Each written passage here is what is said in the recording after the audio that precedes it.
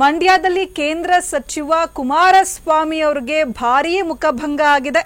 ಮಂಡ್ಯ ನಗರಸಭೆ ಸೇಡು ತೀರಿಸಿಕೊಂಡ ಕಾಂಗ್ರೆಸ್ ನಾಯಕರು. ಮಂಡ್ಯದಲ್ಲಿ ಕೇಂದ್ರ ಸಚಿವ ಎಚ್ಡಿಕೆಗೆ ಭಾರೀ ಮುಖಭಂಗ ಆಗಿದೆ.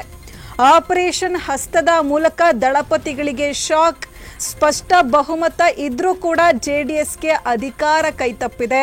ಬರೋಬ್ಬರಿ 20 ವರ್ಷದ ಬಳಿಕ ಮದ್ದೂರು ಪುರಸಭೆ ಕೈವಶಕ್ಕೆ.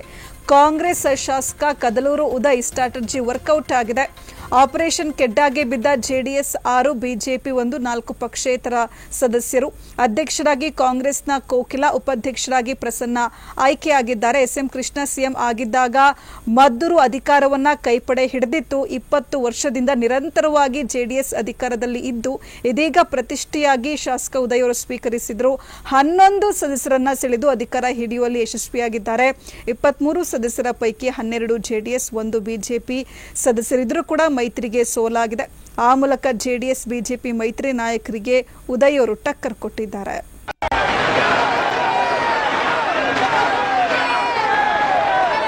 ಕೇವಲ 3 ಸ್ಥಾನಗಳಿಂದ ಹೊಂದಿದ್ದಕ್ಕಂಥ ಕಾಂಗ್ರೆಸ್ ಪಕ್ಷ ಚುನಾವಣೆ, ವಿಧಾನಸಭೆ ಚುನಾವಣೆಯ ನಂತರ ನಮ್ಮ ಒಂದು ಕಾರ್ಯವೈಖರಿ, ಅಭಿವೃದ್ಧಿಯ ಚಿಂತನೆ ಮತ್ತು ಈಗಾಗಲೇ ಮದ್ದೂರು ಪಟ್ಟಣದಲ್ಲಿ ಕೈಗೊಂಡಿರುವಂಥ ಕಾರ್ಯಕ್ರಮಗಳು ಇವೆಲ್ಲವನ್ನು ಗಮನಿಸಿ ಅತಿ ಹೆಚ್ಚಾಗಿ ನಮ್ಮ ಎಲ್ಲ ಸಹೋದರಿಯರು ಹೆಚ್ಚಿನ ಸಂಖ್ಯೆಯಲ್ಲಿ ಚುನಾಯಿತರಾಗಿದ್ದಾರೆ. ಇವತ್ತು ಪುರಸಭೆಯಲ್ಲಿ ಎಲ್ಲರೂ ಕೂಡ ಒಕ್ಕೊರಲಿನಿಂದ ಇವತ್ತು ನಮ್ಮನ್ನು ಬೆಂಬಲಿಸಿದ್ದಾರೆ. ಕೇವಲ 3 ಸ್ಥಾನಗಳು ಈ ಸ್ಥಾನ ಇವತ್ತು 15 ಮತಗಳನ್ನ ಪಡೆಯೋದು ಮುಖಾಂತರ ಅಧ್ಯಕ್ಷರಿಗೂ ಕೂಡ 15 ಮತ, ಉಪಾಧ್ಯಕ್ಷರಿಗೂ ಕೂಡ 15 ಮತಗಳನ್ನ ನೀಡುವ ಮುಖಾಂತರ ಕಾಂಗ್ರೆಸ್ ಪಕ್ಷಕ್ಕೆ ಎಲ್ಲರೂ ಕೂಡ ಬೆಂಬಲವನ್ನು ಸೂಚಿಸಿದ್ದಾರೆ.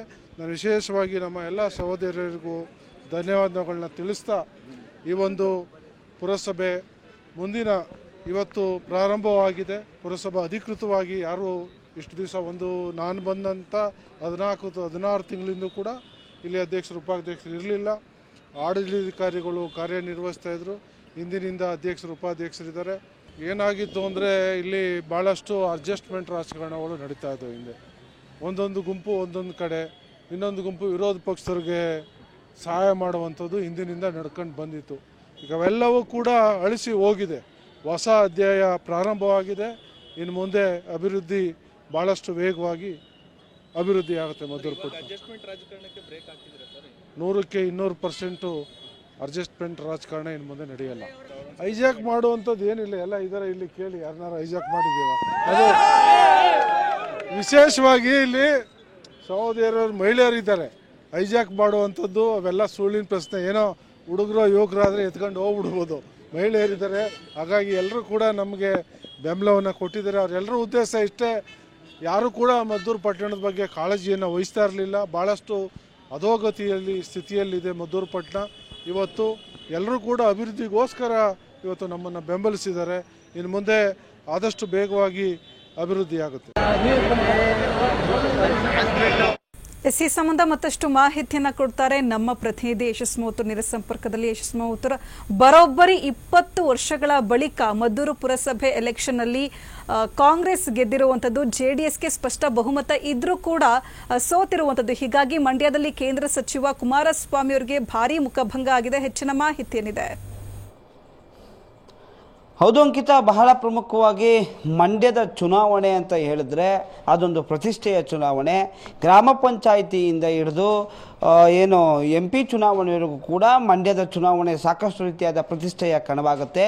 ಎರಡೂ ರಾಜಕೀಯ ಪಕ್ಷಗಳು ಅಂದರೆ ಕಾಂಗ್ರೆಸ್ ಹಾಗೂ JDS ಪಕ್ಷ ಈ ಒಂದು ಚುನಾವಣೆಗಳನ್ನು ಸಾಕಷ್ಟು ರೀತಿಯಾದಂತಹ ಒಂದು ಪ್ರತಿಷ್ಠೆಯಾಗಿ ತೆಗೆದುಕೊಳ್ಳುತ್ತೆ. ಅಂದರೆ ಹಳ್ಳಿಯಿಂದ ದಿಲ್ಲಿವರೆಗೂ ಕೂಡ ಮಂಡ್ಯದ ಚುನಾವಣೆಯ ಆರ್ಭಟ ಜಾಸ್ತಿ ಇರುತ್ತೆ. ಇದಕ್ಕೆ ಮತ್ತೊಂದು ಉದಾಹರಣೆ ಅಂತಂದರೆ ನಿನ್ನೆ ನಡೆದಂತಹ ಮದ್ದೂರಿನ ಏನು ಪುರಸಭಾ ಚುನಾವಣೆ ಏನಿದು ಕೇಂದ್ರ ಸಚಿವರಾದಂತಹ HD ಕುಮಾರಸ್ವಾಮಿ ಅವರಿಗೆ ಒಂದು ಪ್ರತಿಷ್ಠಿತವಾದಂತಹ ಚುನಾವಣೆ ಆಗಿತ್ತು. ಯಾಕಂದರೆ HD ಕುಮಾರಸ್ವಾಮಿ ಅವರು ಮಂಡ್ಯದ MP ಆಗಿರ್ತಕ್ಕಂಥದ್ದು. ಹೀಗಾಗಿ ಆ ಒಂದು ಕ್ಷೇತ್ರದ ಶಾಸಕರಾದಂತಹ ಕಾಂಗ್ರೆಸ್ನ ಶಾಸಕ ಕದಲೂರು ಉದಯ್ ಹಾಗೂ HD ಕುಮಾರಸ್ವಾಮಿ ನಡುವೆ ಸಾಕಷ್ಟು ರೀತಿಯಾದಂತಹ ಶೀತಲ ಸಮರ ನಡೀತಾ ಇತ್ತು. ಏನು ಬಹಿರಂಗವಾದಂತಹ ಹೇಳಿಕೆಗಳನ್ನು ಕೂಡ ನೀವು ಗಮನಿಸ್ತಿರ್ಬೋದು. ಈ ಒಂದು ಚುನಾವಣೆಯಲ್ಲಿ ಸಾಕಷ್ಟು ಪ್ರತಿಷ್ಠೆಯಾಗಿ ಕದಲೂರು ಉದಯ್ ಅವರು ತೆಗೆದುಕೊಂಡಿದ್ರು. ಸತತ 2 ದಶಕಗಳಿಂದಲೂ ಕೂಡ ಮದ್ದೂರಿನ ಪುರಸಭೆ ತೆನೆ ಹೊತ್ತ ಮಹಿಳೆಯ ಪಾಲಾಗ್ತಿತ್ತು. ಆದರೆ ಈ ಬಾರಿ ಕೈವಶ ಆಗಿರ್ತಕ್ಕಂಥದ್ದು. ಇದ್ರ ಹಿಂದಿನ ರೋಚಕತೆಯನ್ನು ಹೇಳ್ತಾ ಹೋದರೆ ಬಹಳ ಪ್ರಮುಖವಾಗಿ ಏನು ಈ ಒಂದು ಚುನಾವಣೆಯನ್ನು ಸಾಕಷ್ಟು ಪ್ರತಿಷ್ಠೆಯಾಗಿ ತೆಗೆದುಕೊಂಡಂತಹ ಏನು ಕಾಂಗ್ರೆಸ್ನ ಶಾಸಕದಂತಹ ಕದ್ಲೂರು ಉದಯ್ ಏನು ಬಹುಸಂಖ್ಯೆ ಇದ್ದಂತಹ ಅಥವಾ ಸಿಂಗಲ್ ಮೆಜಾರಿಟಿ ಇದ್ದಂತಹ JDSನ ಏನು ಸೋಲಿಸುವಂಥ ನಿಟ್ಟಿನಲ್ಲಿ ಸಾಕಷ್ಟು ಸ್ಟ್ರಾಟಜಿಯನ್ನು ಮಾಡಿರ್ತಕ್ಕಂಥದ್ದು. ಪಕ್ಷೇತರರು ಹಾಗೂ BJPಯ ಅಭ್ಯರ್ಥಿಗಳನ್ನ ಹೈಜಾಕ್ ಮಾಡೋದ್ರಲ್ಲಿ ಸಕ್ಸಸ್ ಆಗಿದ್ದಾರೆ. ಹೀಗಾಗಿ HD ಕುಮಾರಸ್ವಾಮಿ ಅವರಿಗೆ ಏನು ಒಂದು ರೀತಿ ಎದುರೇಟನ್ನು ಕದ್ಲೂರು ಉದಯ್ ಅವರು ಕೊಟ್ಟಿದ್ದಾರೆ ಅಂತ ಹೇಳ್ಬೋದು. ಹಾಗೂ ಇದರ ನಡುವೆ JDSನ ಒಂದು ಗ್ರೌಂಡ್ ಲೆವೆಲ್ ಪಾಲಿಟಿಕ್ಸ್ ಏನಿದೆ ಅಥವಾ ತಳಮಟ್ಟದ ಹಂತದ ಕಾರ್ಯಕರ್ತರನ್ನೇ ಏನು ಒಂದು ರಾಜಕಾರಣ ಏನಿದೆ ಇದು ಎಲ್ಲ ಒಂದು ಕಡೆ ಮದ್ದೂರಲ್ಲಿ ಸಡಿಲ ಆಗ್ತಿದೆ ಎನ್ನುವಂತಹ ಮಾತು ಕೇಳಿ ಬರ್ತಾ ಇದೆ.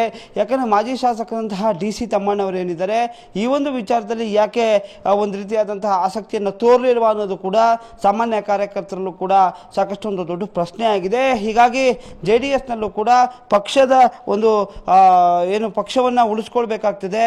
ಹೀಗಾಗಿ ಪಕ್ಷದ ಒಂದು ಪ್ರತಿಷ್ಠೆಯ ಪ್ರಶ್ನೆಯಾಗಿ ಒಂದು ಚುನಾವಣೆ ನಡೀತಾ ಇತ್ತು. ಆದರೆ ಈ ರೀತಿಯಾದಂತಹ ಒಂದು ಮುಖಭಂಗ ಆಗಿರ್ತಕ್ಕಂಥದ್ದು ಮುಂದಿನ ದಿನಗಳಲ್ಲಿ ಸಂಘಟನಾತ್ಮಕವಾಗಿ JDSಗೆ ಇದೊಂದು ಎಚ್ಚರಿಕೆ ಗಂಟೆ ಆಗಿದೆ.